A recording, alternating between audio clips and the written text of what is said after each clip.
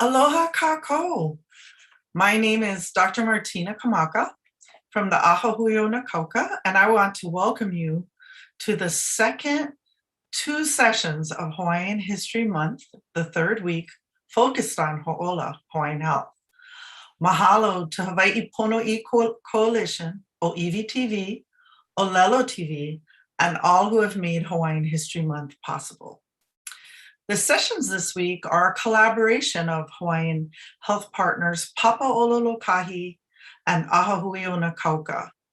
Kim Burney and I will take turns introducing the speakers. Today, we're looking at infectious diseases as portrayed in the literature. Our first session will look at infectious diseases portrayed in Native Hawaiian, in the Native Hawaiian language in Hawaiian newspapers. And the second session will feature a very special reading of the memoir of Kalaupapa patient and activist Olivia Robello Breitha from her book entitled Olivia, My Life of Exile in Kalaupapa. I'm now going to turn it over to my co-host, Kim Burney, to introduce our first 2 speakers. Aloha mai kako, mahalo Martina, mahalo to Hawaii Pono'i Coalition. 2 speakers coming right up. Saige Leikuluwaimaka Meleiseā lives in Kalailoa, Honolulu. She and her family have lived in many places on Oahu, Laie Malo'o, Nanakuli, and Waianae. She's a graduate of Kamehameha School's Kapalama, and she is in a master's program, Hawaiian language master's program at the University at Manoa. She's interned at Iolani Palace under the curatorial department and helped to digitize Bishop Museum's Helen Roberts collection. She likes to read and she likes to digitize books, and don't we all?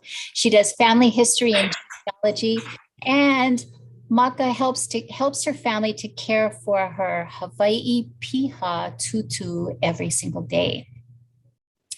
Kahikinaokalā Domingo, born and raised in Ka'aaba, Ko'olauloa, Oahu. He also is a recent graduate of University of Hawaii at Manoa. He is in a master's program in Hawaiian language. He enjoys reading, researching, learning, eating, and listening to all kinds of music. And he didn't tell us this, but he also enjoys cooking. He's got a collection of books and vinyl records, which is cool. Looks forward to preserving and archiving and revitalizing the documents, data, and stories that hold so much value for Kanaka Maoli and the broader health community. And I tell you this because both are helping Papaololokahi to develop the Hawaiian Health Archive, making progress a little more when we can all return to the home office. Meanwhile, Maka and Kala are doing archival research for Papaololokahi. They're sharing the research with broader audiences, such as this one we present to you this evening. Please welcome Kahikinaokalā and Leikuluwaimaka. Aloha no.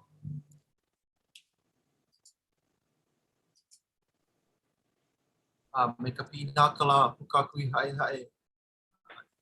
Mole olu o kumukahi a hiki loa kui ka la velo I lehua. Me kahi kihi ai kahi kihi, me kahi pe akapu ai kahi pe akapu. Me ka ho'oku I a ka halawai. E noho I ku velini a oko e na hoa makamaka na hoa aloha. E noho I kako ki ke ehine I keia ala ka noho na kanaka. A o ka mea e pono nei I keia au o e no ke ola. Mai ia kapu ai ia kapu aku. O ke ola noho I ia kako a pau. Belina ke aloha nui.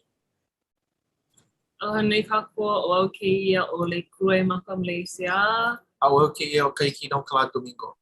And we're so happy and thankful to be here with everyone tonight. Mahalo Auntie Kim for such a gracious introduction of us both. Mahalo Hawaii Pono'i Coalition for and all their sponsors and partners for having this time and holding this time and space to honor the Okalani and Hawaiian History Month, especially in this pandemic, as everything seems virtual nowadays. It's really quite amazing that we have all of these webinars available for the Lahui and for the Lehulahu to view. Yeah, so we were privileged enough to be able to have a presentation last year in Hawaiian History Month, and we're very pleased to be welcomed back to have another presentation this year. We're calling it He Noiʻina Maʻi no Kamoi Ahulau, pertaining to the different epidemics, pandemics, and different diseases in Hawaiian history via our different Hawaiian language newspapers and sources from the Kingdom era and the Territorial era and a few others. But I'd like to begin us with this quote you folks see on the screen by Yokepa Kanepu'u, who was, not only was he a Luna Ho'oponopono, or a newspaper editor of Kahoku o Kapakipika, but he was a prolific politician, prolific author of many different, not only historical resources, but also Mo'olelo Ka'au, which what we call is our Hawaiian legends. And he was alive in the time where Hawaiian history was being printed down into the newspapers. And he said this quote here, "Hele ana kakoi ka nalo wale, e maki ana ka hanau na Hawaii o nā lā a de, umikumawalu kana hiku, a me a de umikumawalu kana walu, a me a de umikumawalu kana iwa, a me a de umikumaiwa kana iwa." So if you can recognize some of those dates, that 1990, that was only about 30 years ago. And he talks about, okay, we are going into this time of change, where a lot of our stories, a lot of our history is being lost because the new generations, they don't speak Hawaiian. So through these newspapers, through this printing of our mo'olelo, we can preserve this knowledge. And he says that the future generations, they're gonna want this knowledge in 1870, in 1880, 1890, all the way up to 1990, which is only about 30 years ago. And he was definitely right, yeah. That today we're still researching, and we've only just uncovered the over 1 million pages of Hawaiian language newspapers that we have available to us today, and even more coming each and every day. And that is really the vaivai. Hiaka vaivai o nā Nūpepa keiko. What is the value, or what is so important about our own newspapers? That was the primary way that many of our ancestors, our kupuna, documented stories, documented history. And without those newspapers, we wouldn't have so much knowledge that we know today. Like Auntie mentioned, we were both really proud homana of Kaihulani at Manoa, UH Manoa. And so we just graduated this past May with our life pua in Maka'olelo, Hawaii, and we're continuing our pua ka'i imina oa Maka'olelo, Hawaii, malalo ka malu o kahalo olelo Hawaii o Kaihulani. And throughout the work and throughout all of our past webinars, we really put an emphasis on doing all of our research on Maka'olelo, Hawaii through Hawaiian language, because we kind of noticed the lack within it pertaining to these sources specifically. And what better way to connect us to our past and connect us to our kupuna by researching these narratives of everyone through our mother tongue. So we're really grateful that we have the privilege to be able to know our language and share it with everyone else. We're very used to the canon of English Hawaiian history through writers like Kaikino, Gavin Dawes, et cetera, et cetera. But we really wanted to take the time to look at Hawaiian language speakers and what they're publishing in the newspapers of the people. And that's the stories that you're going to hear today.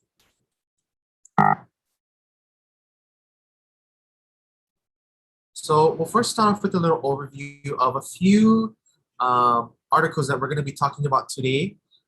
We've handpicked and kind of curated a few of them. Let's see, just a second. So the first one is going to go into 1863, which talks about the history of the Maʻi o Ku'u, or the disease that Kamehameha the First experienced in his lifetime. Ka'alelo ake ali'i mo o ka aha olelo. And that is a legislative hearing done by Kamehameha III. Then next is Na Ho'olaha e Olima ia, which is a bunch of different vaccination announcements at the time. And next is the Maʻi Ahulau, which is an article that talks about different diseases at the time that was known to Hawaii around in the 70s, 60s and 70s. That was the time of a lot of sicknesses came. And finally, an article that talks about us as the Lahui as a whole by J.K. Konamano back in the 1860s. And what does it mean for our Lahui to be thriving in that time?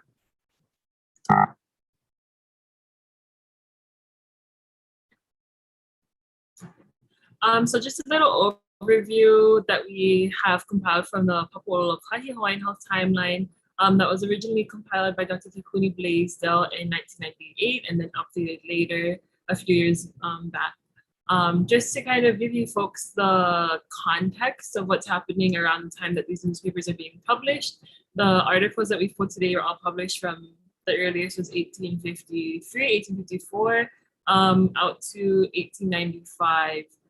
One really important and crucial thing about doing Nūpepa research is always understanding the context of what's happening around the time, not only the time, but who the editors and owners of the newspapers are, especially the editor, because of course, like today's news, even the news 100, 200 years ago, have these kind of censorships and different agendas that people want to move forward and things like that.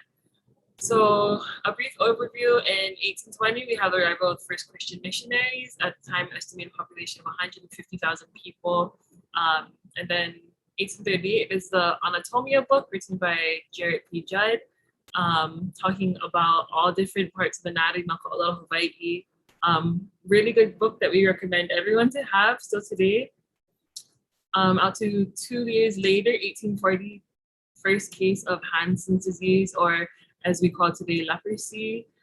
10 years later, the first Board of Health, or the Papaola, is established under the rule of Koikeauli, Kamehameha Ekolu. The time estimated population is almost about half from 30 years earlier at 82,000 people. Then we have the overthrow of the Hawaiian Kingdom in 1893, estimated population at, again, half of that of what it was 40 years prior at 40,000. In 1895, we have another cholera outbreak. And then 1898, we have the annexation, 1899, bubonic plague, and then statehood happening in 1959.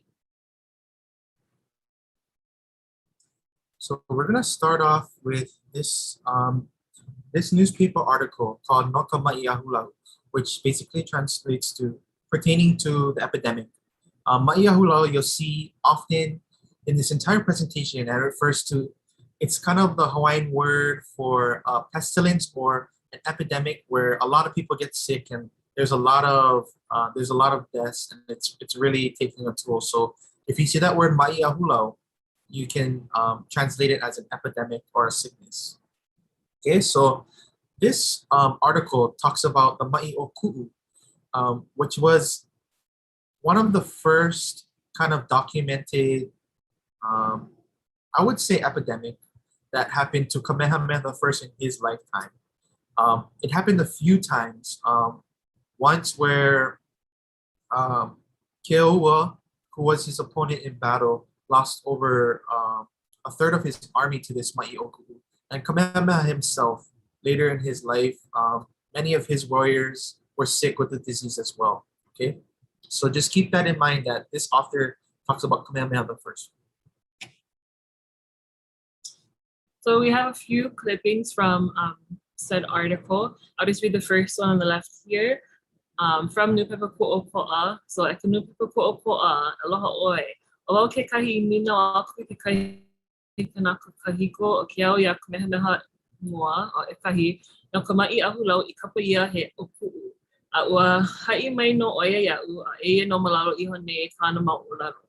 O ka o ku'u, oia no ka Maʻi mahi nui ai na kane, na wahine, a me na keiki, a na keia Maʻi no I lawe ia ka hapa nui o na kanaka I loko o ka make. A ole no he Maʻi ea e like me keia keia maʻi o lalo ia.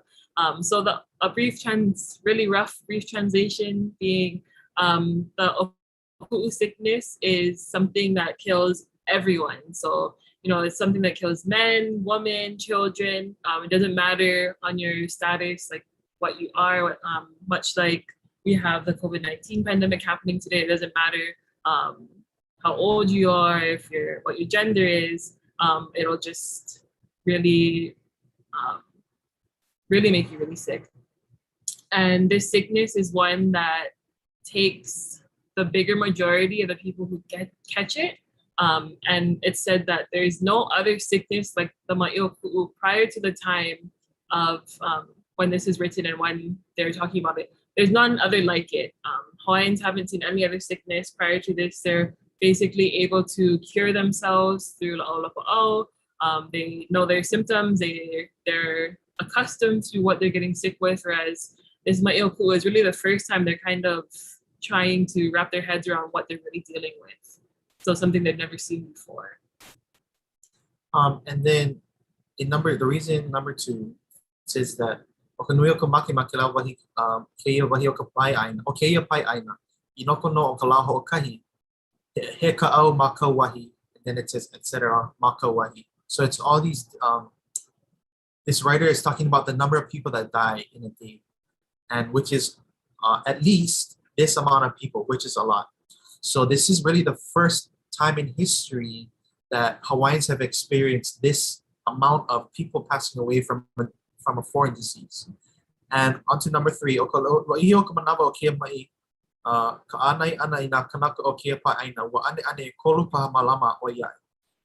amount of time that the disease has ravaged the people is over around 3 months. So Hawaiians weren't used to this kind of sickness coming all at once in a wave and taking this many people. So we'll see what his point is. So this kanaka, W. Kahalo, who is writing into the newspapers from Ke Kahapuna, Hawaii on January 31st, 1863, is when he wrote the letter, and then it was later published a month later, Maka Nūpepa Ko'a. So like I said earlier, his first sentence written here,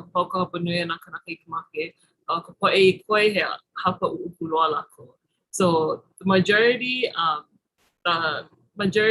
the bigger part of people who have gotten sick were pauikamake. They passed away. The sickness took them. And the people who remained that survived the sickness, there were really, really few survivors. So basically what this writer is saying that this was one of the first causes for the population loss of the Hawaiians. Yeah, one of the first big events that he says that for this person, W. Kahala, if there were more people that survived this disease, then our lahui, our nation, would be much bigger than it is now. So this is kind of tracing the genealogy of the disease, not the first of the disease, but the beginning really, the decline of the Native Hawaiian population. And this writer, W. Kahala, also gives an analogy about when you put money in the bank, there really isn't that many, there isn't that much interest that you gain in 1 year. So how come in this small time that we lost this amount of people? Why is it that we can't regain our population as quickly as we lose them? That's really the point. Yeah. These next set of articles that we've put for everyone to read today is happening around the time of Kamehameha Ekolu, Kauai Keauli. This in particular comes out of 1854, or the year that he also passed away, and Alexander Liholiho, Kamehameha Eha, is his successor and takes his place. So from 1853 to 1854 is when we're seeing the Maʻi Pu'upu'u, or the smallpox and epidemic. It's thought to have come from California and takes about 7,000 lives, which is about 10% of the Hawaiian population at the time. The overall population is around 70,000, and the smallpox is taking 7,000, so 10% of that population in just a little over a year. In 1854, the smallpox vaccination is also made compulsory, and the vaccine that Hawaii gets has been imported from London and New Zealand. Later on that year, Kweme Ekwalu dies of said to be convulsions and delirium at his hale named Hoʻihoʻikea after La Hoʻihoʻiʻea. In 1854 at only 42 years old. So keep in mind that this, so the title of this article, Ka'olelo Akiali Imo Ka'aholelo, is kind of like a transcription or a report on the legislative session that's happening on April 5th. Actually, it happened on April 8th, but it's published in the newspaper about a week later on the 15th. And Kamoi Ki is addressing his legislation of many different things, but one of the first things that he talks about, because in this past year from 1853, he sees pretty much a huge chunk of his people passing away from this disease called the Maʻi Pu'upu'uli'ili'i, or smallpox. And this, for him, this is a priority, this is an urgent matter. Since he's seeing the toll that it's taking on his lahu, his nation, he decides to take action. Yeah. So this is a quote that I took from that same article we just talked about, and I'll just give it a read and translate for the audience. Ke paipai aku ni noho ia ia oko e nono oko ina pila kanawai e ho ike ia ana I mo o oko e pu'u ai na kanaka I ka Olima ia no ka Maʻi pupu'u ma ko'u pae aina a puni a me ka ho'onoho ana I ka papa kia I ola e hana maua, said by Kamehameha III. I am encouraging each and every one of you to think about this legislation, this bill that has come forth in front of you folks, to get vaccinated for smallpox. And I want everyone in my nation, within my borders, to be vaccinated. And I want to set up a system where the Board of Health may continue to do it from now on. Okay, so here we see Kamoi Ki, after seeing his people being ravaged by this new disease. And as soon as a vaccine becomes available, he makes it compulsory. And he wants everybody to do what's right to save his nation. So this is just a picture of Ali'iolani Hale to kind of envision what was happening at that time, the Senate building, the legislative building. This particular piece of legislation comes from the House of Representatives, or Ka'ahaolelo o na po'e I koho ia. And this is another excerpt from that same article. And he talks about, I have gathered you folks here, my legislation, to discuss the matters in which my nation will be in best interest, for the welfare, whatever decisions, whatever piece of legislation, whatever laws is in the best interest of my people and of my nation.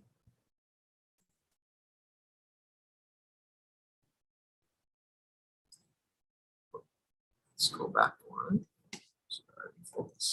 Okay. And he says this quote, Heo mai ka ia kune au kia kua loko mai ka I mauloa, o ka paa ana o ka mai luku veli o ke la makahiki a me ke ia, ka mea I pau ai I ka make, ke kahi mau tau sani o ko upo e kanaka, I waina o ka hoi kai ka nui ana o ko ua puni. So he's basically saying here, I am giving my thanks to the Lord for his graciousness, his forgiveness, for the slowing or the kind of subsiding of this disease, this extremely deadly and this extremely deadly disease of that last year and this year, that disease that killed almost over 1,000 of my people. Even though I have been making great strides in the formation and the structure of my nation. So you see here that he's really like, after almost 2 years of dealing with thousands of his people dying, he needs to take action. He is feeling that that luku veli, that the smallpox has ravaged over his people. And even though he's making really mountain leaps in the policies, the laws, relations of his nation, this disease just comes in and kills so many.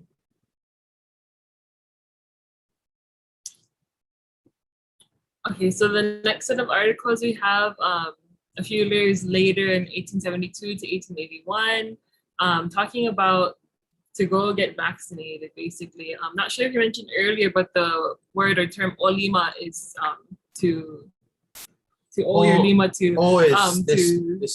Or whole. Some people say whole, and kui is the word for the needle, and olima is to be thrusted, to be poked in your arm. So basically, yeah, vaccine. So throughout these articles and throughout this time period, we see all kinds of advertisements in the newspapers. Go get vaccinated. Go ho'olaha no olima, basically. So, and then on this picture on the left, mahalo to Hawaii State Archives, were able to digitally view some of their folders and some of their collections. If you folks aren't familiar, a lot of their collections have been made available digitally to the public throughout this pandemic. I know they recently just made available Queen Lili'uokalani manuscript collection in honor of Lili'u's birthday and Hawaiian History Month. So a little shout out to them for making things like this accessible to us, to the lehulehu. This photo on the left is of doctors traveling to give the vaccines to different children in different villages.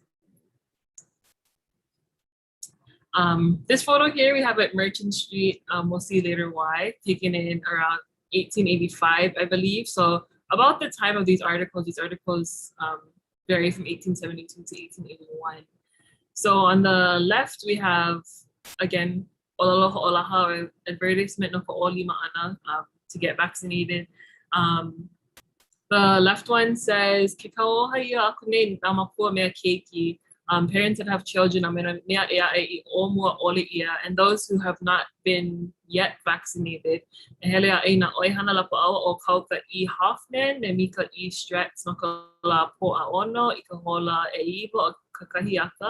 Oyai e loa ana ma ia mauwahi ka pala hehe kupono no ka olima ana o ka poe I koe e hele aku I laila I o mua o le ia.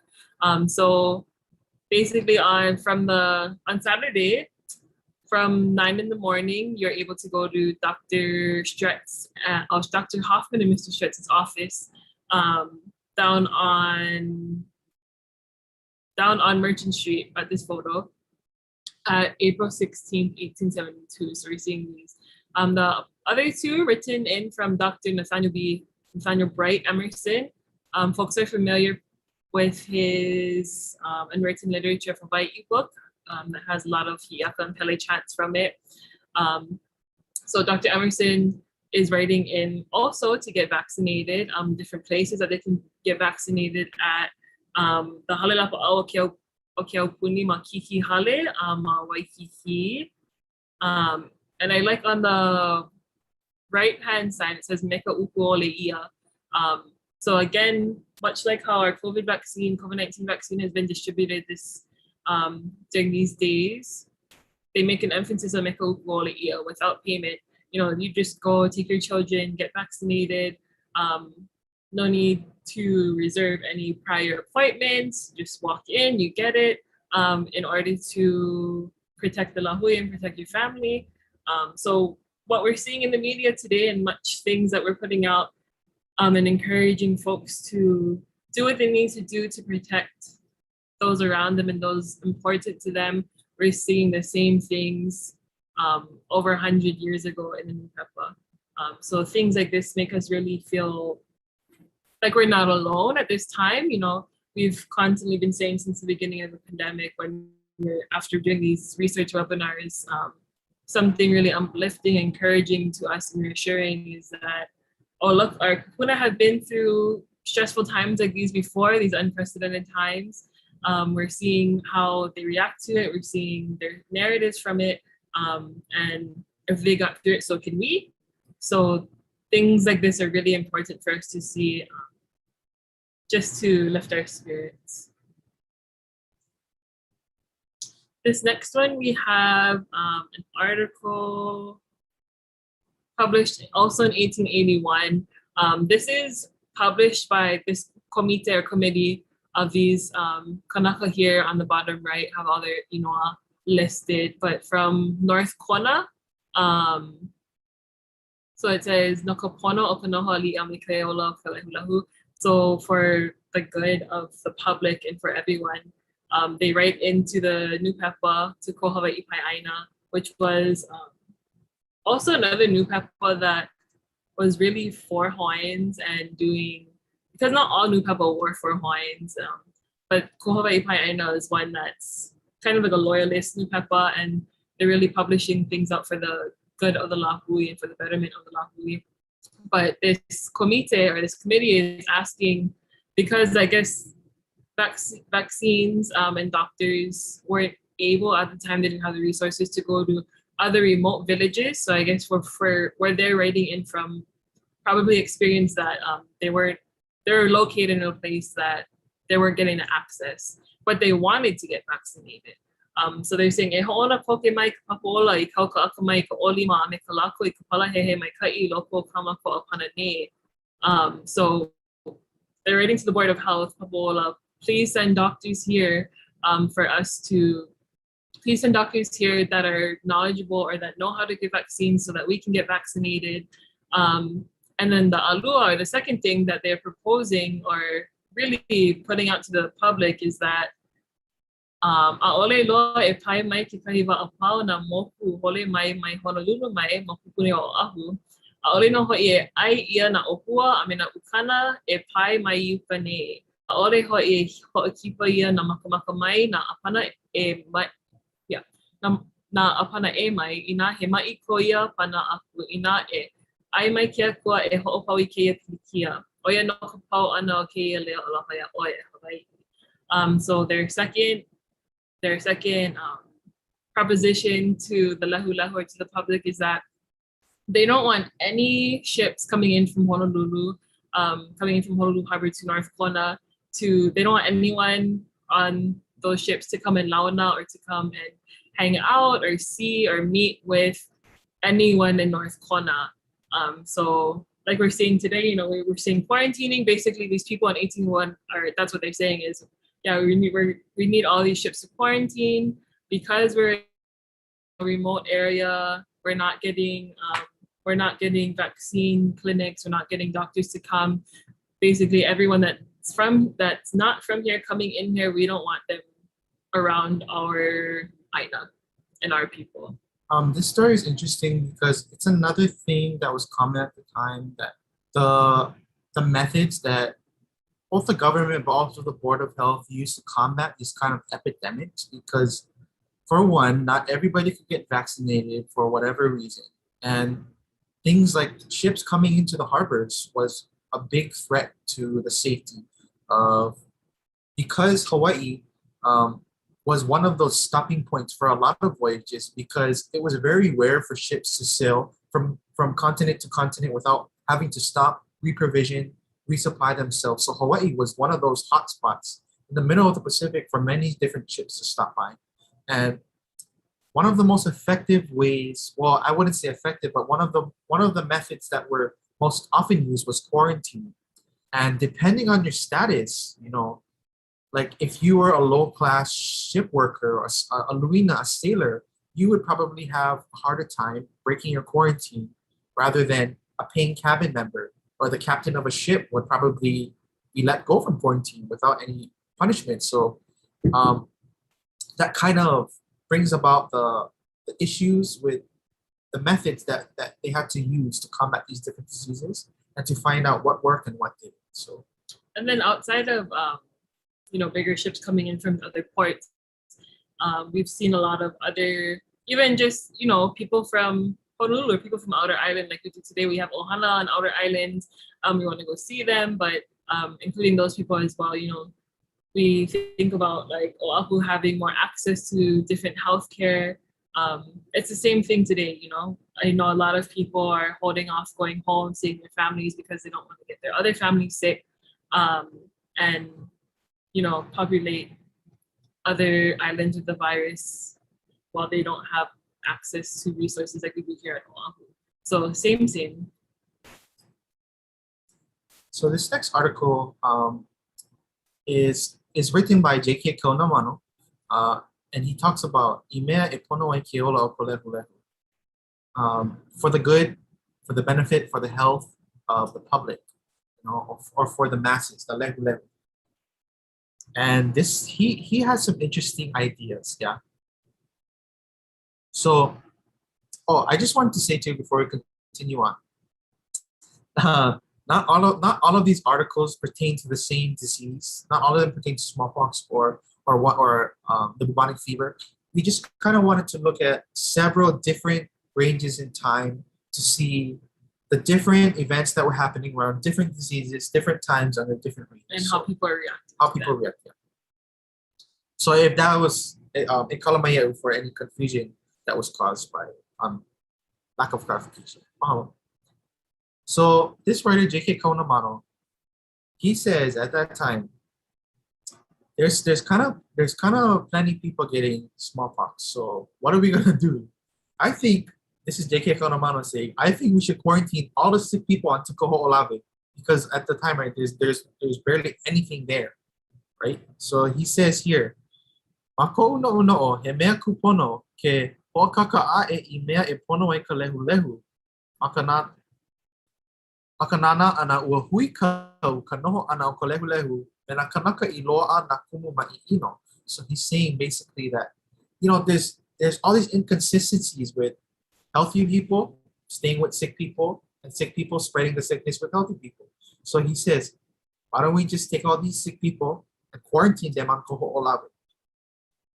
It's funny because I don't know if maybe this is I don't know if this is the first time people are thinking, oh, let's take people and quarantine them on an island. But I know later on in history, if you folks, for Oahu people, if you folks are familiar with Kahikinaokalā or one of the islands out like Mokueo, out at Ke'ehi, Kahikinaokalā for a period of time was also used as an island to quarantine people. And basically the whole island was kind of a hospital. And it's really interesting to see because in some maps, Kahikinaokalā, the place name is kind of erased and then it's just known as Quarantine Island. And that's like the extent to how popular it was to just send people there and quarantine them there. And then of course we have the famous example of Kalaupapa, of sending them there and isolating all the sick people. So, this is a continuation of that same article by J.K. Konamano, and he has some interesting thoughts. So I'll just read it. I'll just read some of it for you. Makaiki vale ana uuloloa e ke ko mai ino. Ka kiwi aku kona lau I luna ana keiki o pio pio ke ia maula. As far as I can see, the source of this sickness has spread all over the place, to children, to everybody. Amena kanaka kahikolo ke kahi, to the elderly as well. O ka noho hui kau ana o ke kai kanaka, a mau kanaka paha I lo'o hia ia e ke ia ma'i ino, ke kumu e pilikia I ke ola o ka lehu. I nā pela, he kumu kupono no ia e hiki ai ke ho'o ka awale ia a ho'ona e loa aku I ka mea a mau mea paha. I lo'o hia ia e u mau ma'i ino la. So basically he's saying that, same thing, kind of the same thing as earlier. I'm seeing a lot of inconsistencies with our policies and our way we handle things, our methods. That there's kind of the sick people going around the healthy people. And what is the best interest? What decisions can be made that is in the best interest of all of us? Yeah. And he says later on in the article, Ale na no ka hema o ka papa ola ka no ana I nā mea e hiki ai ke ho'one e aku I ka poe I loa ua ma'i ino la a ka po'i I mea e pakele e ke ola o ka poe e ae a loa hia ole ia ho'i e ua ma'i ino la. So says that, you know, why are we gonna try and protect the healthy people from the sick people?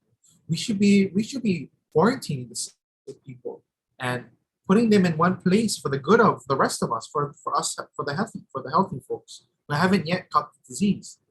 Ke kumu o ko'u kama I liu ana a ka I kumu e alaka ia I a kako I ole ai kako e noho I loko o ia ka puahi ena a I mea hoi e hiki ai I ka po'e pili I ua kanaka ma'i ino la ke huna ole iho me he mea la he mea mai kai a e po mai kai ai a ole loa no. So Kaunamano is saying here that, you know, in this situation, we shouldn't be, he uses this metaphor of the kapuahi ena, this raging hot stove or fireplace that we shouldn't be able to have to bear the heat of this. You know, we should be able to live safely, and those who are responsible, those who are spreading the sickness, should be held accountable, and they shouldn't be able to hide and to kind of shelter themselves. They should be reported right away, and they should be properly treated. Yeah.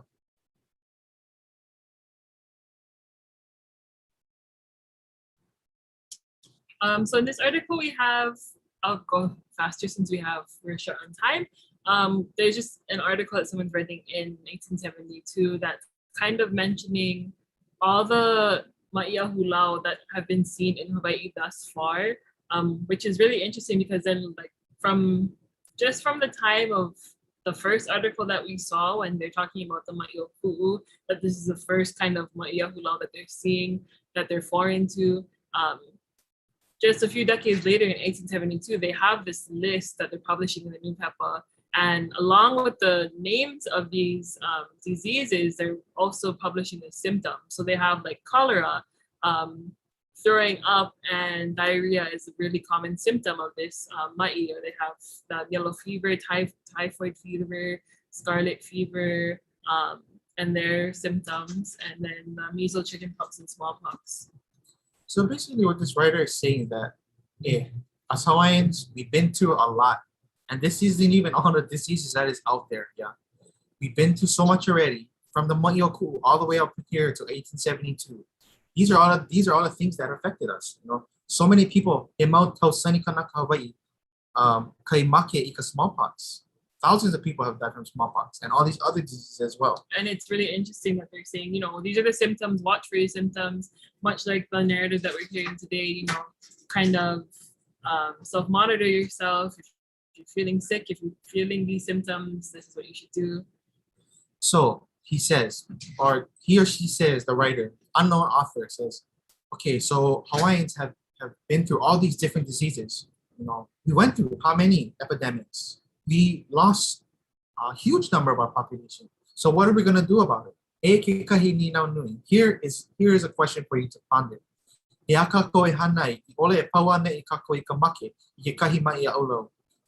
What are we going to do so that we don't continue to die from another sickness that comes to our shores? He says here, here's the first answer. Here's something that you can do. Cut this stuff out, you know. Stop all these things that spread the diseases that we know is hana ino is bad for us, is immorally. Go out of your way to learn the proper procedures, learn the things that need to be done to protect us. And more preventative measures we see here in this article, basically saying, if you're sick, hurry up and get to the hospital. This photo in the back, to give some cool context, was a painting done by a Swiss painter. I believe his name was Emmert. Yeah, Emmert. And this is actually a painting that he does of a smallpox hospital that was erected in Waikiki. And he was actually did this painting when he was in quarantine himself from wherever he came from. Next slide.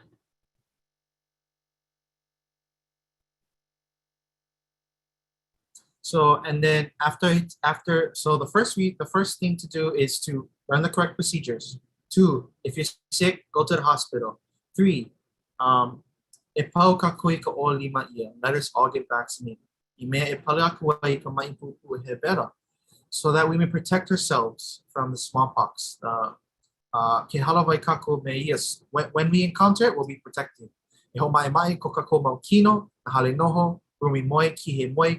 Kapahale, kahale kuke, hale papa'a, hale lepo, a e hoka avale lo aku na mea ano hauna, haumia, pau maele, pela a pauloa.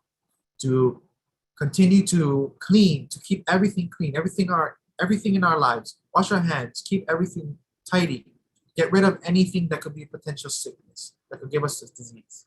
And this photo is from one of those vaccination sites that doctors are traveling and giving vaccines. This one is for the smallpox vaccine that they're going around to different villages and giving keiki over, I think it was keiki all over 10 years old.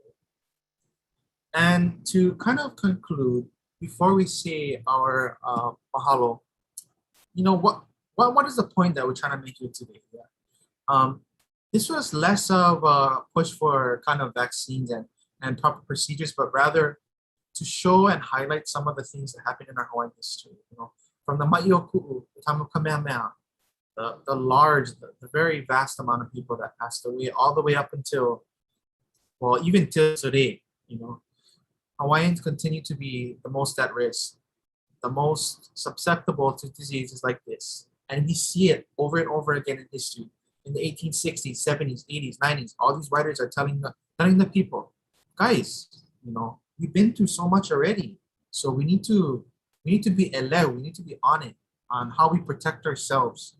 The ali'i knew, the people knew, the maka'ainana knew, the legislature knew, you know, that Hawaiians have lost so much already to these diseases.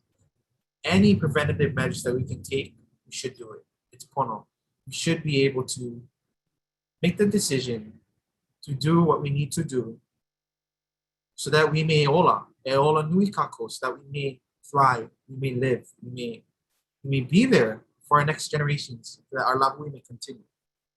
And I think as we close with this, looking at all of these articles that we got to see and sit with, I know a lot of us today kind of are weary. I know there's always kind of fear.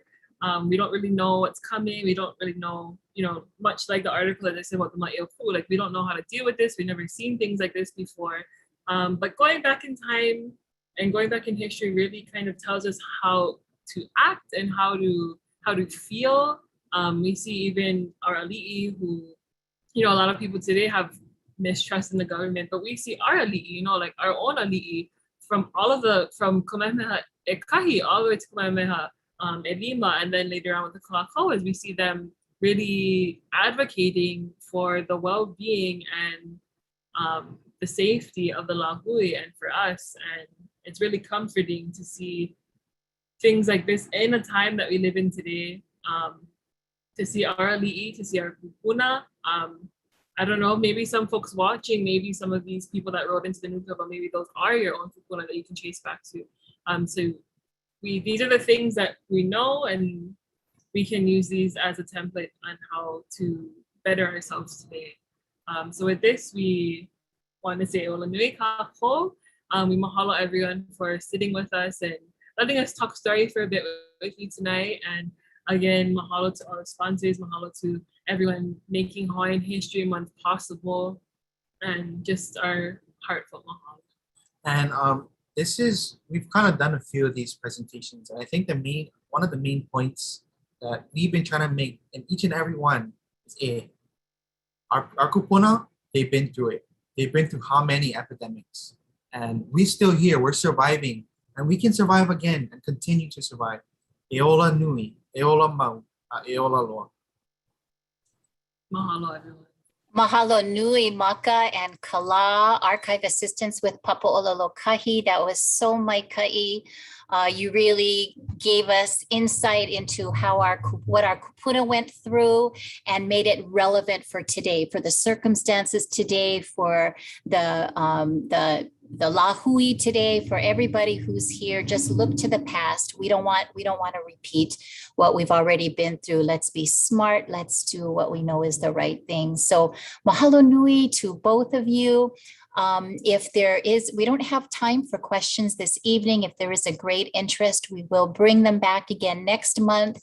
And Papaʻololokahi will feature more presentations by them in the future. So keep an eye out for these two because they're really spectacular.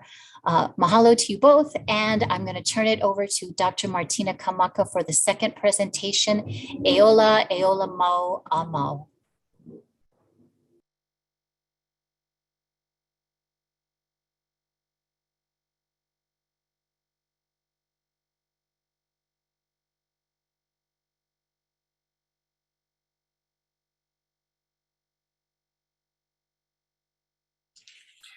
Aloha, and welcome to the second session of Hawaiian History Month, focused on Ho'ola, Hawaiian health. Mahalo to Hawaii Pono'i Coalition, or EVTV, Olelo TV, and all who have made Hawaiian History Month possible. The sessions this week are a collaboration of Hawaiian Health Partners, Papaʻololokahi, and Ahulau. Our second session will begin with a reading of excerpts from Olivia, My Life of Exile in Kalaupapa, featuring Deanna Espinas, followed by a question and answer session with Olivia's cousin, filmmaker and playwright, Lorenzo DeStefano. I'd like to introduce Deanna first. Deanna Espinas is a retired librarian from the state of Hawaii, Department of Public Safety.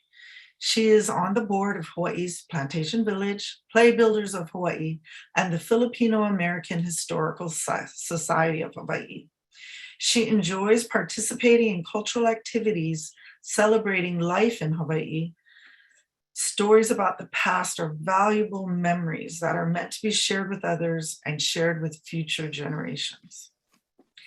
Joining us after the reading will be Lorenzo DeStefano, a Hawaii-born playwright, screenwriter, novelist, producer, director, and photographer.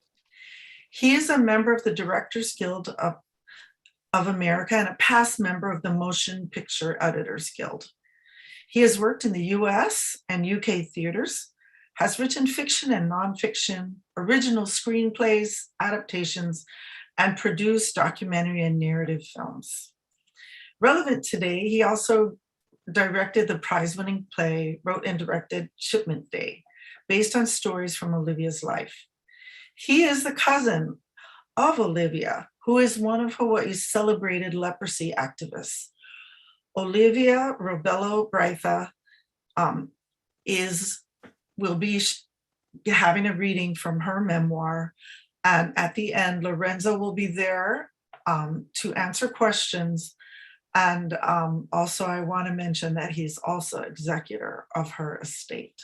So please sit back and enjoy this wonderful reading from a very powerful book. This was a book, the very first book I ever read on the impact of leprosy on Hawaii. And it made a huge impression on me. And I hope you all enjoy. Thank you. Thank you, Martina. Aloha, everyone. And I'd like to say thank you for this opportunity to share a story of a very remarkable woman. I never met Olivia, but I hope by the end of this excerpt of sharing, you will get a glimpse of a very powerful woman. Chapter 1, Growing Up. Until the year 1934, my life was ordinary and uneventful. I was born on the island of Kauai, territory of Hawaii, on June 6, 1916. My family consisted of 3 sisters, 1 brother, and my parents. My parents did their best in bringing us up. Our religion was Catholic. We went to church and learned to be respectful of each other and of other people's feelings too. We lived on a lot on Kauai, which my father homesteaded until it finally became his. On this land, he grew sweet potatoes, sugarcane, corn, and other vegetables, all for our table. Wild pheasant was abundant. He shot them right from our kitchen window. We ate them very often. When I was about 7 years old, we left Kauai and came to Honolulu. Chapter 2, The Diagnosis. About the first week in October of 1934, I was 18 years old. I began to have pains in my stomach. It hurt for a few days and then stopped. Then it began to hurt a lot again. My mother decided to take me to our doctor, who promptly put me in the hospital to check for appendicitis. I had needles in my arm and blood samples taken the next few days. The next morning, I was taken to surgery. When I woke up after the surgery, lo and behold, I found that I had been taken to the isolation ward. I did not know why I had been put in isolation. On the 5th day of my stay in the hospital, I was sent home. On the following Thursday morning, I was doing some housework. There was a knock on the door. A man stood outside the door with a briefcase. He asked if Olivia Robello lived there. I admitted that I was she and invited him to come in. He opened his case and shuffled some papers. I sat there waiting, no thought in my mind as to the terrible sentence that was in store for me. And suddenly, out of the clear blue, happy sky of a few moments before, this man says to me, "You must go to the hospital." "What hospital?" said I. I just came home from the hospital. I'm not sick. He replied, "Oh, not that kind of a hospital. You are going to Kalihi Hospital." I asked, "Why should I go there?" He said, "Because you have leprosy." Suddenly, the whole world changed. I was changed instantly from Olivia Robello, who was happily waiting to get married, to Olivia, the frozen nothing. I felt alone and so numb for moments that seemed like a million years. I couldn't speak or think. Friday afternoon, my sister drove me to the very end of Pu'uhale Road, where Kalihi Hospital was located. The exam took about 20 minutes. I then stumbled out of the room, back into the cubicle to put my clothes back on. I was allowed to go into the office to say goodbye to my sister. I had never felt so lonely. I was taken to the infirmary, given pajamas, and assigned to a bed. I was so very scared when I saw the patients. I really can't blame people who are scared of leprosy, really. Why, I was a patient, and still, I was very scared. Chapter 3, Kalihi Hospital. I stayed in Kalihi Hospital from October 1934 through June 1937. The treatment I received consisted of contrast baths. Other patients had different treatments. Once a week, I saw patients come out of the dispensary. They looked splotchy, and I wanted to know what kind of treatment they had. They said the doctor burned their bumps with snow. The snow was carbon dioxide snow, which was like dry ice. By 1935, I had become used to the routine at Kalihi Hospital. At 8:30 every morning, I would go to the physical therapy room for my contrast baths. After my foot baths, I had body contrast baths. This was a shower that sprayed from the sides and back, first hot and then cold. It was wonderful, but the end was a shock because the nurse sprayed me with a hose that seemed to be filled with ice water. Boy, that made me jump and shriek. I had the contrast baths 3 times a week, and that was the only treatment I received. Chapter 5, Shipment Day. The time finally came when there was no turning back. In June of 1937, I received my bad news. I got a letter telling me, quote, "Treatment is no longer of any benefit to you. This is to notify you on June 30th, 1937, you are being sent to Kalaupapa." Kalaupapa seemed to me to be the end of the world, the very end. In the privacy of my own room, my pillow was soaked with tears. Also, I was full of fear. The thought of going to Kalaupapa and the thought of no treatment was agony. The time for leaving Honolulu grew closer. I had my packing to do. Oh God, doing the packing was so final. I thought to myself, oh dear Lord, only 5 more days to what? I wonder what life will be like in Kalaupapa. I was so scared, and yet I prayed that it might be easier to get, quote, paroled from Kalaupapa than from Kalihi Hospital. Paroled was the word used for being found negative. I remember when I was 16, we were living at the top of Puhale Road near Kalihi Hospital. I remember hearing wailing as though some women were in sorrow. The sound of it was so bad. I would be sitting on our porch and would see a truck pass our house. The sides of the truck were covered with tarp. The back was open and I could see people in the truck. They were crying. Now, as the car I rode in passed along the same route, I knew why those people had been crying. They were being shipped to Kalaupapa, and I knew that I was going to the same place. I don't remember what time we left Honolulu. I did not sit down the whole way over, but I kept watching the island of Oahu getting farther and farther away, and finally disappearing altogether. Chapter 6, Kalaupapa.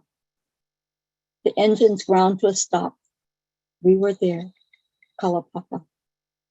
The sailors started leading us to the port side of the boat, showing us how we were to get off. Getting off the boat wasn't easy for some of the patients. My first night in Kalaupapa was not much fun. I cried into my pillow for 2 reasons. One was heartache. The second was because my right leg hurt all night long, from my toes up to my knee. I couldn't imagine why it hurt so. I had forgotten about the blister on my heel. While I was in the infirmary, I met some of the patients who were there. One of them was Toyo. She was a tiny Japanese lady. My heart ached when I saw her. Such a sweet thing. She was the most patient lady I had ever met. She was one whole mass of bandages. She also had a tube in her throat to help her breathe. But she was so cheerful and gracious. I worried about my future condition. Let me say this. It is fortunate for patients and for me that disfigurement does not come all at once. It takes time to catch up to one. There was also a tiny chapel at Bishop Home. When I saw the inside of the chapel for the first time, there was a railing between the pews which separated the patients from the non-patients. But to me, the real purpose was obvious, to keep patients separated. Fortunately, it is no longer there. Segregation and other early experiences. Wherever we went in Kalaupapa or in Kalihi Hospital, there were signs telling us where we could or could not go and what we could not touch or whom we must not touch. Once we were declared a patient, our minds became the property of the system. And then for a few years, we were brainwashed, sometimes right up front and sometimes more subtly. Up front with the barrier signs that said, do not enter here, kapu area. We must not touch a non-patient. No shaking of hands. My gracious, a patient was not even permitted to touch any automobile that a non-patient rode in. Non-patients were called kokuas, which in Hawaiian means helper. Patients who were paroled were called half kokuas. I realized in no uncertain terms who was running my life. Even the churches practiced separation. The ministers had no choice in the matter. I wonder sometimes how the kokuas felt about this. Some of them looked smug and safe, or so it seemed to me. The place I went to first was the settlement hospital.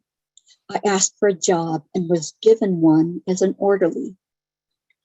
If I had been overwhelmed with the faces that I saw in Kalihi Hospital, I was not able to recognize the patients that I had known in Kalihi Hospital who came to Kalaupapa a year or so before I did.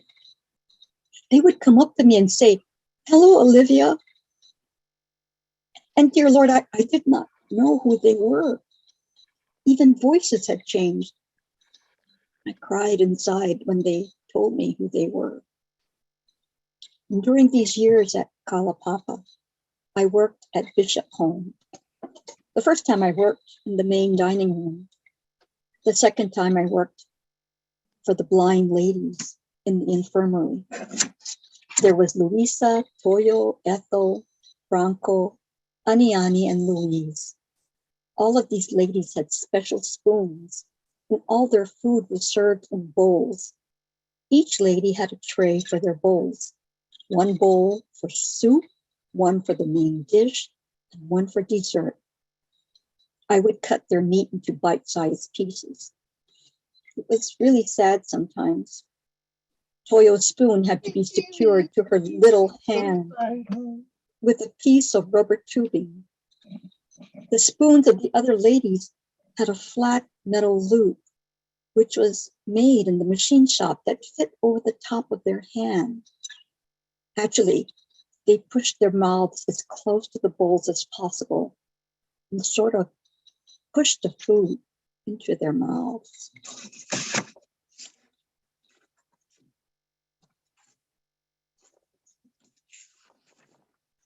Chapter 21, Effects of the Disease on Me. On the one hand, we do lose the sensation of feeling a cut if we do cut ourselves. But if an infection occurs, the pain is really intense. I tell you that because I have had it happen to me at least a couple of 100 times. Some people say, oh, it must be a blessing not to have feeling. You can't feel the sting of a burn or a cut. I don't think it is a blessing.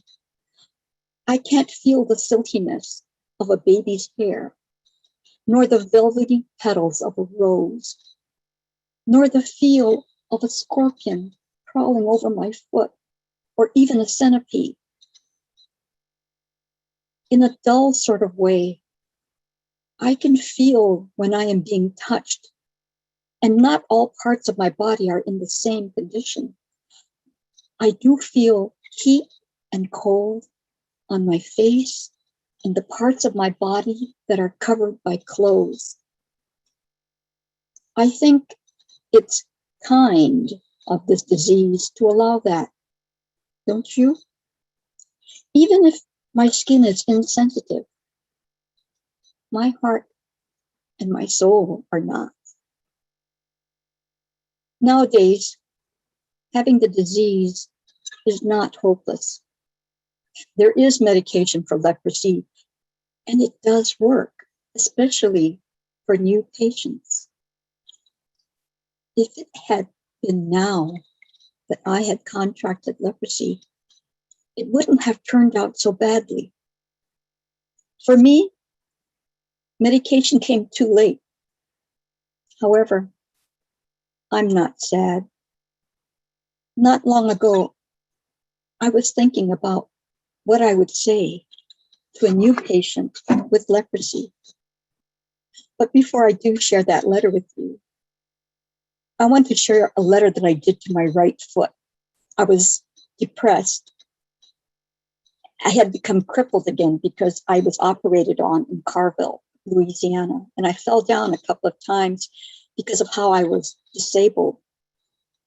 And I thought, I need to write a letter to my foot. Dear right foot, this letter is to you. I tell you, everyone tells me I should get rid of you, but as much pain and trouble as you have been to me, I do love you and I hope to keep you. But I want to be able to walk on you as I should. I must walk. My dear foot, you had better behave yourself. You must get well again and be able to support my weight and carry me again. I demand you get straight and strong again. My eyes have shed so many tears of pain and discouragement because of you. Do what you were made to do. Support and help Olivia. Don't be lazy Do it, darn it, or watch out. You heal and straighten out and walk again. You hear? I want to be rid of the wheelchair. I want to walk to the door and look outside. I want to stand up straight.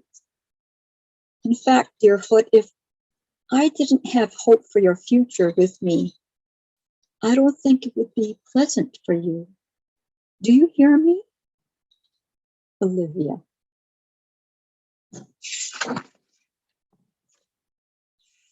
And as I was saying, I was thinking about what I would say to a new patient with leprosy. Dear new patient, by all means, do be frightened. Be scared enough to seek help, because for you, there is help. There is medication that does work.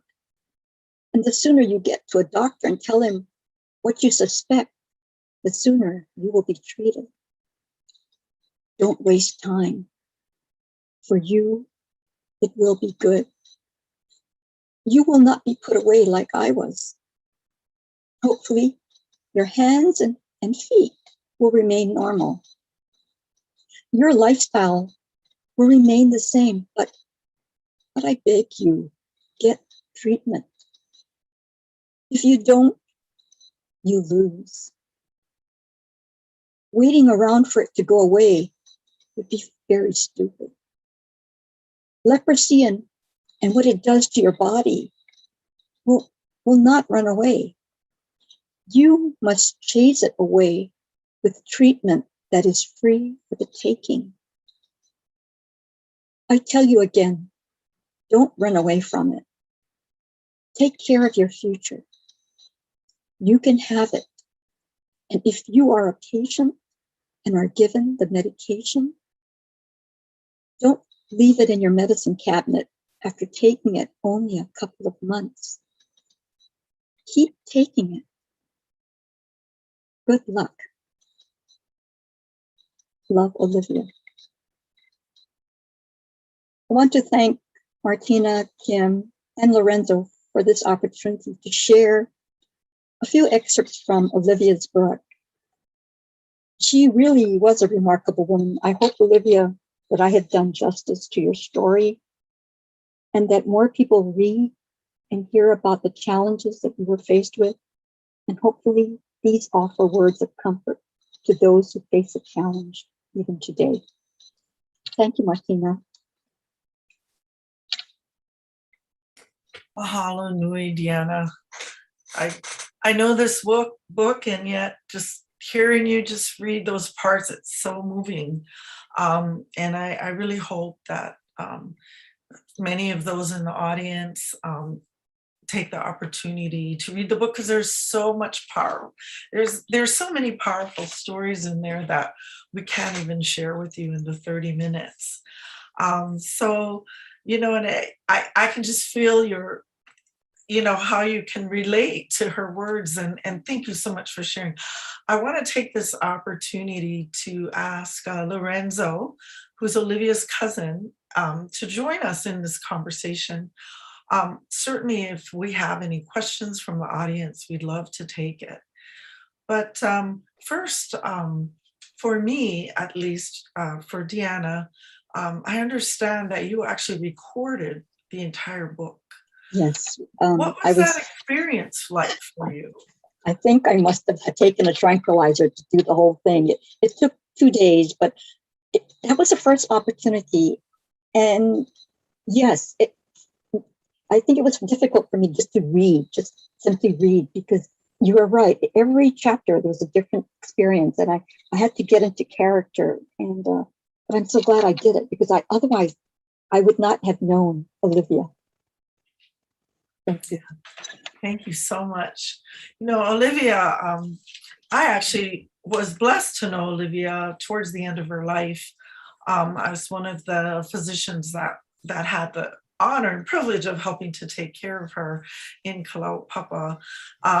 So for me, it was quite a coincidence, really, that her book was the first one that I read when I used to go down there as a tourist before I even went down there as a physician. And it was such a powerful book for me that every time I went down to Kalaupapa, I buy more and more books from the bookstores. I have a whole library now. And then it was amazing for me that to hear that this book had been turned into a play called Shipment Day. And I just knew I had to get to this play. And, you know, the way things work, it was sold out. And I knew somebody who knew somebody, and they managed to get me in to watch this play, which of course was so moving.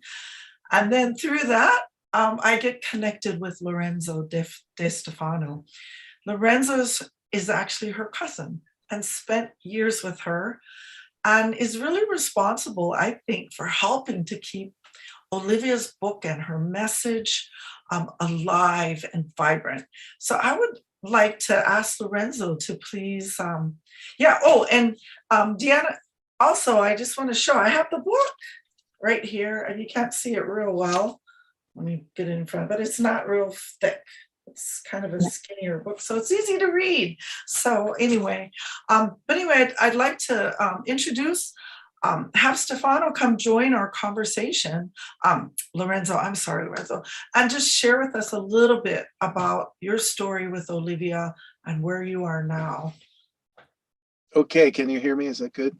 Yes, we can hear you. Thank you. Deanna, always take a pleasure in hearing her do this. You know, when we did the first one-act version of Shipment Day at Play Builders of Hawaii at Kumu, Deanna was in the cast, and she keeps saying she's not an actor, but she has a great ability to embody a character, you know, and sometimes actors are the last person you want to do something. You want a real person doing it, you know.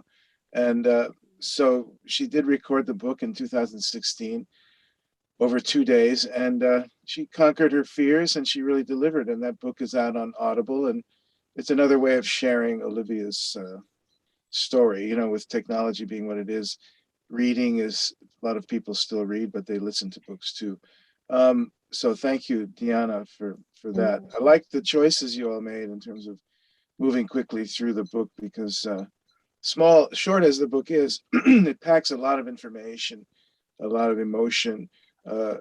Olivia was, before I met her in 1989, she had been urged by other friends to write her story down, and she was very reluctant, you know.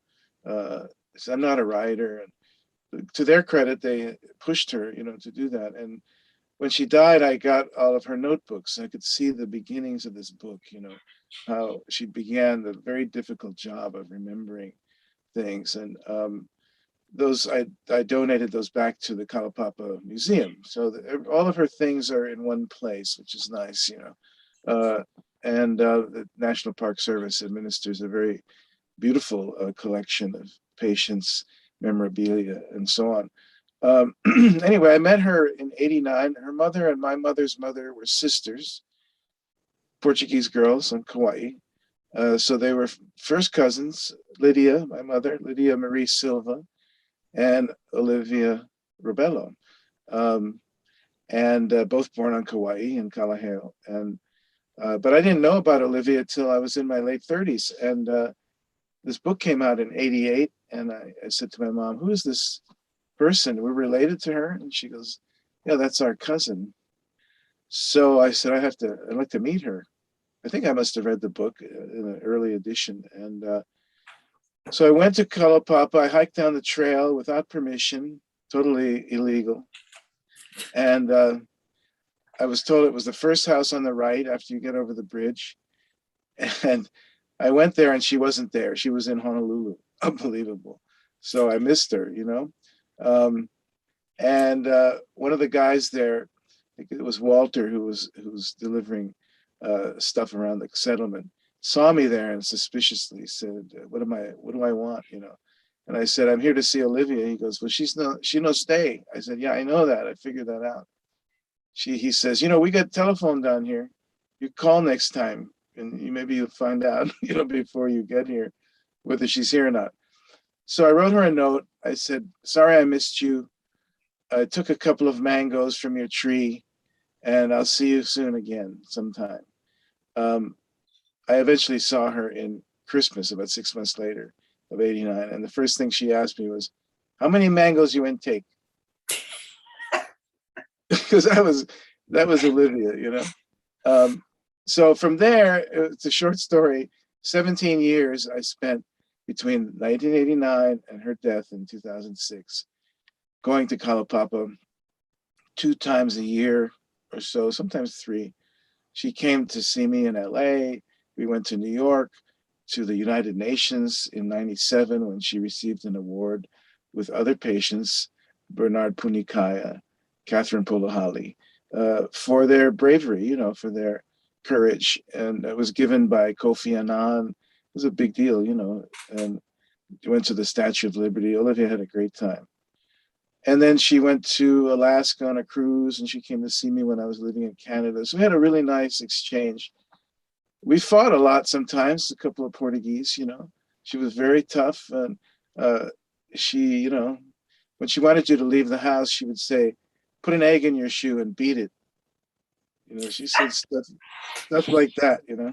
And but I loved her a lot, and I learned a lot from her about resistance, about activism. She was a piece of work, you know, and she didn't take crap from anybody. And because she'd been mistreated so much, like a lot of patients, so she became an author, kind of reluctantly. She became a social activist without really wanting to. But then she kind of embraced those roles, you know, and she took it seriously. And sometimes she says, I just want to leave me alone. I just want to be left alone. But she knew she had a responsibility, you know, as a storyteller. So she grew into that role. And, you know, I wrote the play as a tribute to her some years after she died. It was first done in LA as a 1-act in 2015. In 2016, we did the production at Play Builders that Deanna was involved in.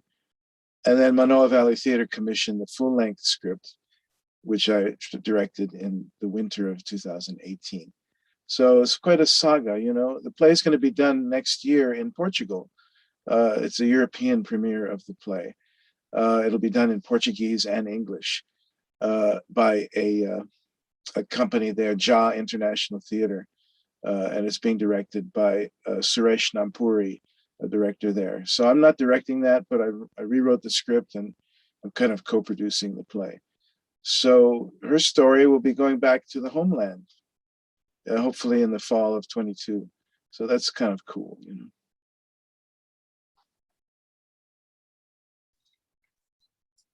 So thank you so much for sharing that, Lorenzo. That's my memory of Olivia, was that she was very tough and very no nonsense. And yeah, I kind of went in and did what I needed to do, and but she was always sitting in the same chair. I remember that she had this special chair, but she was definitely. I think the first time I met her, I was really nervous because she had that kind of personality, and I was like, oh, and then I found out that's just her. She was just very gruff, but just had a really good heart. And it was just such a pleasure to take care of her. I think this story of what happened to Hawaii's people that got leprosy, were quarantined, the ostracism that they experienced, the separation from their families. These are all really, really powerful stories and devastating situations. So I think we need to remind ourselves as we watch these series of infections that have come into Hawaii since Western contact, as we watch how they've devastated, as we heard from our 2 wonderful grad students earlier, how they've devastated our population. Now we have new ones coming in that are doing the same, and we're having quarantine, right? What was Kalaupapa? It was quarantine. it was separation. Now we have treatments, but you need to get treated. And Olivia had some very powerful words there. Take the medicine and you can be treated. There is still stigma with leprosy. I've had a patient that went to see a health professional that wouldn't touch him because they were afraid of leprosy. This was about 7 years ago. So there's still stigma associated with it, which has no place for this disease, which is curable. Just take an antibiotic because it's caused by bacteria and we can cure, but you do have to take it and finish the treatment. I think this story is just a reminder that things that happened before are still happening now and they can happen in the future. Deanna, I want to just want to ask you, if you, after reading this book, do you have any one message that you would really love to share with the audience out there about what you learned from that book? If there was maybe just one or two things that you really learned as a reader who didn't know her and maybe didn't know much about leprosy before you started reading her, what would be sort of your take-home message? I think I'm reflecting upon what's happening, like you said today. We're so fearful that we start making assumptions of other people, when in essence, we all need to reach out and help each other and try to go forward in our community, no matter our positions. I mean, here is one example of a woman she had nothing else to do, and she had nothing left, but she continued to fight and struggle. And she watched, she continued to observe and felt that she could do something for those that were just as powerless as she was. And I hope people will hear this message, especially our children today. It's for the sake of our children too. Thank you. Thank you. Lorenzo, you knew her intimately. What do you think the one message she would want to share with our audience this evening? Well, she kept it short and sweet, I think Olivia would say, wake up, get smart. Because this caught her by surprise, 18-year-old girl, engaged to be married, fled from her fiance when this diagnosis came in. When she was sent to Kalihi Hospital, she never saw him again. There's some real human tragedy here. It's a small story with big implications, and I tend to gravitate towards those kinds of stories in the films and theater that they've chosen to do. So telling Olivia's story fit right into my way of looking at the world, which is, it's a job of filmmaker or playwright or writers to shed light on things that otherwise would be missed or ignored. There's so much headline grabbing going on. It seems sometimes that the people that get noticed are the loudest people, the people with the least grace, the least to say, frankly. They just hammer their message home.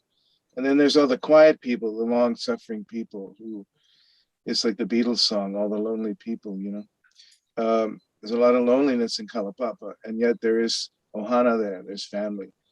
So I think Olivia would urge people to read her story and others that are out there, but hers seems to have taken the fore, in terms of a book that is acknowledged as, one of the stronger oral histories. And so I think she'd say, get smart, open your eyes. Thank you. I saw a quick question in the Q&A that I have to ask you. One of our participants was wondering if Olivia got to keep her foot. Well, she never had her foot amputated. The patients used to go to Carville, Louisiana, to the big hospital there, which is still there, but it's now a museum. It's in Carville. That's where her husband died, John Breitha. She was there for treatment. He died after treatment. She brought his body home. We're talking some serious tragedy here. That was in 1973. But she never got that amputated. She endured, I don't know if we have time. I'll tell you a very quick story. She used to never make me leave the house every time the nurse would come to do her dressings. Martina, you're aware of this. You and Kalani Brady both were there for those treatments, from Charlotte or Julie and any of the nurses that were very devoted to the patients there. These people were, in a way, beautiful people. One day, I was about to leave. The nurse came. She goes, "No, you stay. I want you to see." I was kind of nervous, but she made me watch the unbandaging of the foot. These are persistent wounds, and you, as a doctor, know these things do not heal. The circulation is all screwy, and so you're talking about wound care that goes on for decades. It's unbelievable what they've gone through, and the pain is impossible to convey. I would never even think to understand it or feel what they felt. But one time she said to stand watch, and she made me watch, the open sores and the whole thing.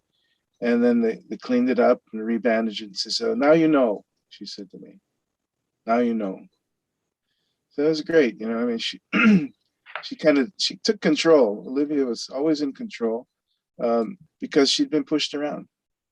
Yeah. She was the original question authority person, Yeah. Thank you. Thank you, Lorenzo, for sharing those final thoughts. I think what's exciting is that you're actually hoping to do a film on Olivia's life. So I just want to put a slide up for those of you that might be interested in learning more about Olivia's book, maybe even the audio book that Deanna read over 2 days. So I just want to put this up for anybody that like that information. There was also in the chat. And I just really want to thank, I know we're out of time. I want to thank Deanna and Lorenzo for joining us today. Lorenzo, thank you for sharing the story of Olivia, and Deanna, both of you, thank you for sharing her story. I hope it inspires others to read her story and also all the other stories of the Kalaupapa experience. It's a deep part of our history and contains lessons for us to keep in mind today. In today's Mahalo for having us. Mahalo nui. Thank you. I'd like to mahalo you both too. That was a moving meeting, and Thank the you. personal stories that you had, Lorenzo, Deanna, mahalo nui. I want to say my mahalos to you and to my co-partner Martina for this past week, and a shout out to Maka. But I just found out that today is Kala's birthday, so haoli lahanau e Kahikinaokalā. Okay. All right, before we end, I have some mahalos. A big mahalo nui to our Hawaii Pono'i Coalition members, Kamehameha Schools, Friends of Iolani Palace, Association of Hawaiian Civic Clubs, Papaololokahi, the UH Manoa John A. Burns School of Medicine, Department of Native Hawaiian Health, Ahulau, the Center for Biographical Research at UH Manoa, and also at UH Manoa, the Hawaii Nui Akea School of Hawaiian Knowledge, the UH Manoa Department of Theater and Dance, the Native Hawaiian Bar Association, Hawaii Youth Opera Corps, OEV TV, and Olelo Community Media. We also have partners that we'd like to mahalo: the Office of Hawaiian Affairs, Kanaio Pam Omigjar, Lili'o Kalani Trust, Ahahui Sevilla Hawaii, Lea Li'i, Kamehameha 5 Judiciary History Center, Kawaihaʻo Church, Beatty Kanahele Dawson, Ronald Williams Jr., PhD, George Kahumoku Jr., Mana Music Quartet, Naʻamea Hawaii, Mana Maoli, Mana i Kaleo, and Native Hawaiian Student Services. Mahalo everyone for joining us this evening. Please stay tuned we have wonderful programming in the next couple of weeks to continue our celebration of Hawaiian History Month. Have a wonderful weekend, everyone. Aloha.